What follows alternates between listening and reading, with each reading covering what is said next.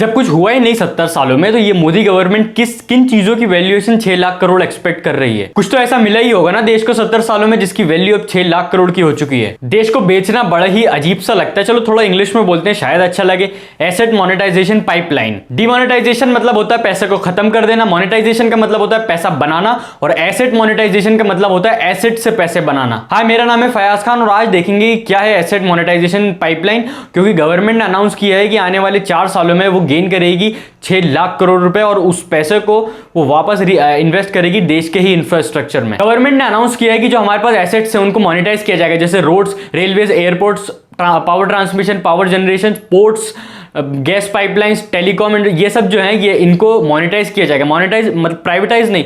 लोगों को कंफ्यूजन है कि शायद प्राइवेटाइज किया जाएगा, इसको मोनेटाइज किया जाएगा। एक लिमिटेड पीरियड, ये लीज पे दिया जाएगा, एक लिमिटेड पीरियड के लिए किसी को लीज पे दिया जाएगा, जो भी इसको लेगा उसको लीज पे दिया जाएगा और उस सर्टेन पीरियड खत्म होने के बाद उससे ये एसेट वापस भी ले लिए जाएंगे। तो जो लोग कह रहे हैं कि ये प्राइवेटाइजेशन हो जाएगा, हम ये कह सकते हैं कि जो लीज का जो भी टाइम होगा 25 ईयर्स 30, जितना भी सर्टेन इसका पीरियड होगा, उस पीरियड में जब जो ऑपरेटर होगा वो प्राइवेट ऑपरेटर होगा, उसमें प्राइवेट ऑपरेशंस ही चलेंगे।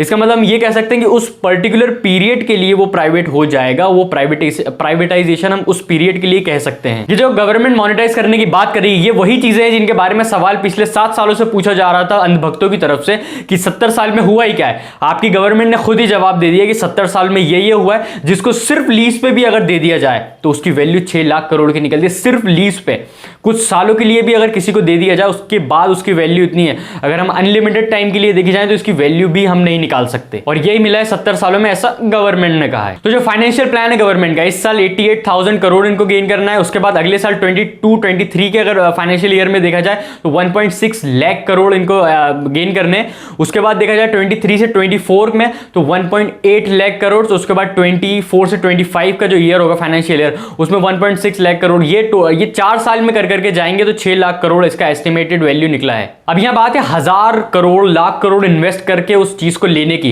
ये आप और मेरे जैसे आम आदमी, इवन बिजनेसमैन भी, जो बड़े बड़े बिजनेसमैन है उनके अलावा जो छोटे लेवल पे बिजनेस करते हैं, उनके बस की भी ये बात नहीं। ये सिर्फ कुछ लिमिटेड प्लेयर्स हैं, बहुत बड़े जो फाइनेंशियल प्लेयर्स हैं इस देश के, और आपको नाम बताने की जरूरत नहीं है कि कौन ये डील में पार्टिसिपेट कर सकते हैं, क्योंकि हमारे देश में अमेरिका, चाइना, रशिया की तरह बिलियनियर्स मिलियनियर्स तो है नहीं। इसलिए हमारे देश में कुछ लिमिटेड बिजनेसमैन है और उनके लिए बहुत आसान होगा मोनोपोली क्रिएट करना, क्योंकि ज्यादा कंपटीशन होगा नहीं। वो मन चाहे अपने प्राइस से अपना इन्वेस्टमेंट करके वो सेक्टर अपने नाम कर सकते हैं, अपने पास ले सकते हैं, उसको ऑपरेट कर सकते हैं अपने तरीके से, अपने प्रॉफिट के लिए, अपनी स्ट्रेटेजीज यूज करके, अपनी मोनोपोलिस्टिक स्ट्रेटेजीज यूज करके, ताकि हम एक तरीके से जो कंज्यूमर होगा वो फंस जाएगा। उसके पास कोई दूसरा ऑप्शन नहीं बचेगा कि वो जाए कहां। मोनोपोली का मतलब जो बिजनेस फील्ड से नहीं है, मोनोपोली का मतलब एक ऐसा ही मार्केट, एक ऐसा मार्केट क्रिएट कर दिया जाता है जिसमें कंपटीशन घुस नहीं पाता।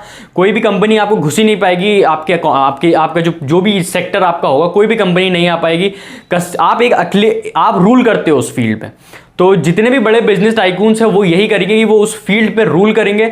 कंज्यूमर जो होगा वो कहीं जा ही नहीं पाएगा। उनको फोर्सफुली जो भी वो प्राइस डिसाइड करेंगे उस प्राइस पे उसको कंज्यूम करना ही पड़ेगा। तो यहां पे कंज्यूमर फंस जाएगा। और सिंपल सी बात है कि बिजनेसमैन इन्वेस्ट करेगा क्यों? वो इसीलिए करे, अगर एक रेलवे या रोड, एग्जाम्पल के लिए लेते हैं हम रेलवे को, अगर वो रेलवे को खरीदता है एक लीज पे कुछ पर्टिकुलर किसी टाइम के लिए, तो वो इन्वेस्ट भी कर रहा है अपना पैसा, उसके बाद उसमें अच्छी फैसिलिटीज के लिए भी कैपिटल लगा रहा है एक्स्ट्रा। तो वो कोशिश करेगा कि 25 से 30 साल जितना भी लीज का पीरियड होगा, उस पीरियड में एटलीस्ट उसका जो अमाउंट उसने लगाया है वो रिटर्न मिले, उसके साथ कुछ प्रॉफिट भी उसको मिले। तो जाहिर सी बात है कि वो प्रॉफिट के लिए ही बिजनेस करेगा। वो इसलिए नहीं करेगा कि उसमें देशभक्ति जाग रही है और वो गवर्नमेंट के साथ मिलकर देशभक्ति कर रहा है, नहीं। वो इसलिए करेगा क्योंकि उसको अपना प्रॉफिट अर्न करना है। एक बिजनेसमैन बिजनेस इसीलिए करता है क्योंकि उसको अपना प्रॉफिट अर्न करना है। अगर ये प्राइवेट कर दिया जाता है और एक बिजनेसमैन अपने हिसाब से ऑपरेट करेगा, तो जैसे मैंने बताया कि जब वो इन्वेस्ट करेगा वो अपना रिटर्न लेना चाहेगा। अगर उसने फॉर एग्जाम्पल एक हाईवे लिया, उसने लिया 2000 करोड़ में या जितना भी अमाउंट में लिया, उसके बाद उसमें अच्छी फैसिलिटीज के लिए उसको रोड फैसिलिटी अच्छी कर दी, टोल को और अच्छा कर दिया, और भी जो अदर एक्सपेंसेस होते हैं वो उसने किए, तो जो उसका इन्वेस्टेड अमाउंट अगर 2500 करोड़ से 3000 करोड़ के बीच होता है, तो जो भी वो पीरियड होगा जो लीज पे उसने जब तक के लिए जो अग्रीमेंट साइन होगा, उस अग्रीमेंट जब तक खत्म होगा वो उसकी कोशिश रहेगी कि वो अपना प्रॉफिट निकाल ले, और जब वो बाहर जाए अग्रीमेंट जब खत्म हो तब तक उसका एक हैवी प्रॉफिट बुक कर सके वो। तो इससे अच्छा इंपैक्ट ये पड़ेगा कि फैसिलिटी बहुत अच्छी मिल जाएगी, क्योंकि प्राइवेट हो जाएगा तो प्राइवेट इंसान अपने हिसाब से काम करेगा। लेकिन जो बुरा इंपैक्ट पड़ेगा वो ये पड़ेगा कि पुअर के लिए बहुत ज्यादा, क्योंकि जो चीज अच्छी मिलेगी वो महंगी भी मिलेगी। तो पुअर के लिए एक बुरा इंपैक्ट भी पड़ सकता है, तो दोनों ही इंपैक्ट्स पड़ेंगे, बुरा भी पड़ेगा और अच्छा भी पड़ेगा। अब सबके माइंड में एक सवाल है कि गवर्नमेंट ऐसा क्यों कर रही है। मेरा ऐसा मानना है कि गवर्नमेंट का ये स्टेप बहुत अच्छा है अगर ये इंप्लीमेंट बहुत अच्छे तरीके से होता है। अगर हम देखें कि ये पहला फेज है इस चीज का कि हम 4 सालों में 6 लाख करोड़ गेन करते हैं, उसके बाद इंफ्रास्ट्रक्चर में इसको री इन्वेस्ट करते हैं।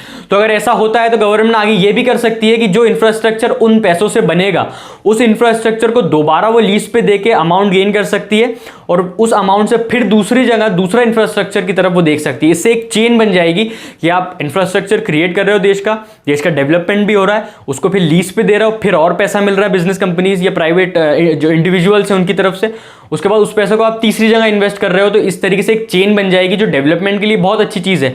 लेकिन ये कहने में बहुत अच्छा लगता है, जब इसका इंप्लीमेंटेशन होगा तब क्या कॉन्सिक्वेंसेस आएंगे ये कोई नहीं बता सकता, क्योंकि इस गवर्नमेंट ने जो जो चीज इंप्लीमेंट करी है उस पर आज भी जो कॉन्सिक्वेंसेस हुए हैं देश 2 हिस्सों में बटा है। अगर नोटबंदी हुई है तो कुछ लोग कहते हैं कि नोटबंदी की वजह से काला धन वापस आ गया, तो कुछ लोग कहते हैं कि नोटबंदी की वजह से देश के ही कितने लोगों की जानें भी गई हैं। कुछ लोगों के लिए जीएसटी अच्छा है तो कुछ लोगों के लिए जीएसटी आज भी खराब है। आपको क्या लगता है ये इनिशिएटिव देश के लिए कितना बेनिफिशियल होगा? ये बात आप कमेंट बॉक्स में मुझे लिख के बताएं। वीडियो पसंद आई तो लाइक करें, शेयर करें, चैनल को सब्सक्राइब करें।